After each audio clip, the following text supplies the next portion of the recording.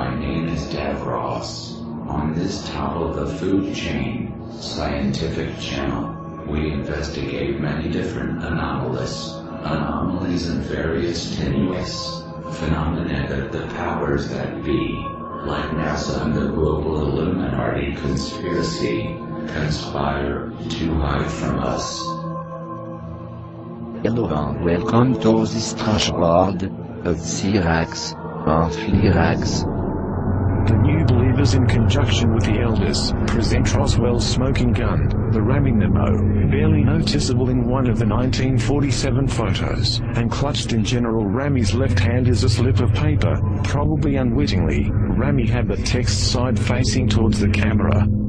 When blown up and analyzed, it tells a remarkably different story of events from the one Rammy or contemporary Air Force counterintelligence wants you to believe. The telegram held in General Rammy's hand provides smoking gun proof of a disc crash, and the recovery of the victims of the wreck.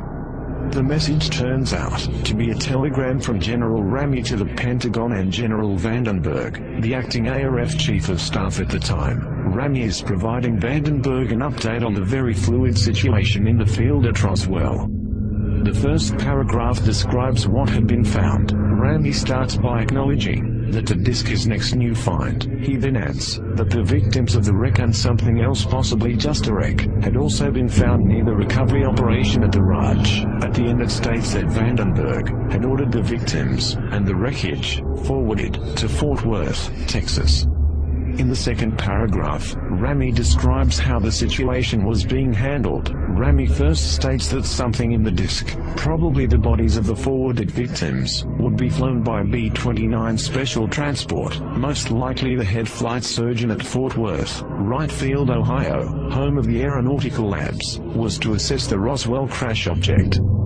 Finally, Rammy outlines how the situation was being treated publicly, and how they were going to cover it up. First he assures Vandenberg that the earlier highly inflammatory Roswell-based press release was the work of an Army counterintelligence team, but that the next sent-out press release would be of weather balloons.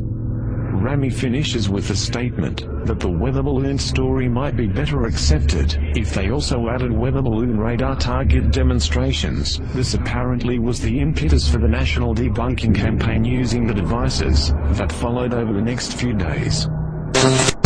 There is no question that Rammy's message, even when greatly enlarged and then enhanced by computer, is a very difficult read because of fuzziness, film grain noise, uneven development, photo defects, paper folds and tilt, shadows, and text obscured at the left margin by Rammy's thumb.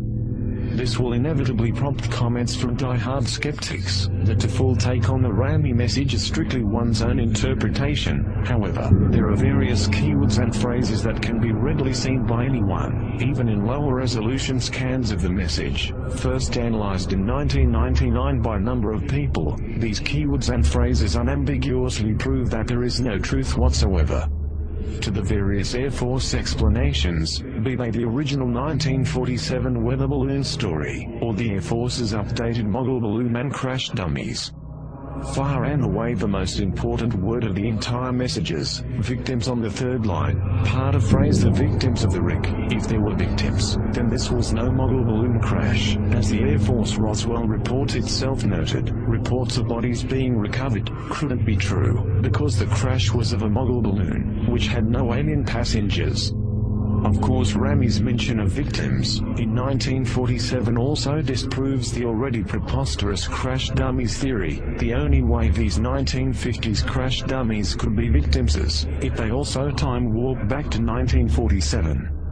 Another easily seen keyword and phrase is disc, and in the disc on the fifth line, Rammy is clearly describing the crash object as a disc, not as a weather balloon, or a mogul, or a radar target, or any other word or phrase that in any way suggests some sort of balloon or balloon paraphernalia. In fact, the only mention of weather balloons and rolling targets comes at the very end of the message in the context of issued public statements and damage control. The word disc is also used on the first line in reference to what had been found, but this instance of the word is not so easily seen.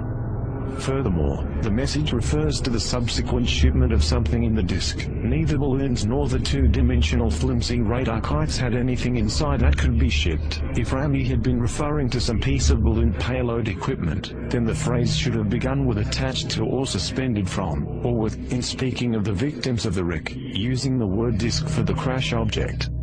And shipping something in the disk, Rami is clearly referring to something other than a balloon crash. The simplest interpretation is to take the words literally. There is no reason for Rami to be describing events abstractly in a secret communication to his superiors. This was the crash of the so-called flying disc craft with a dead crew, found on the inside, as corroborated by the testimony of military and civilian witnesses.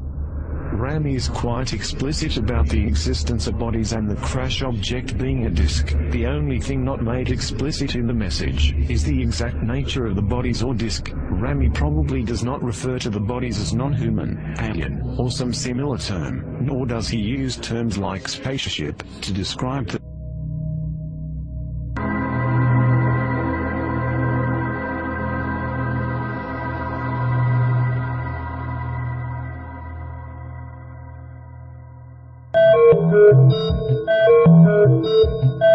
Thank you.